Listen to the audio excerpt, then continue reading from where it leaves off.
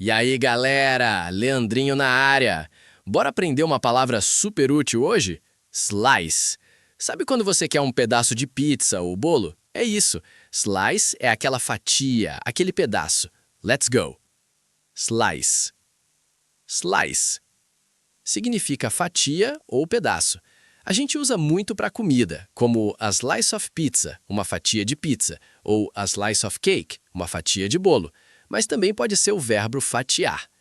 I have a slice of cake on the plate. I have a slice of cake on the plate. Please choose a slice of pie for him.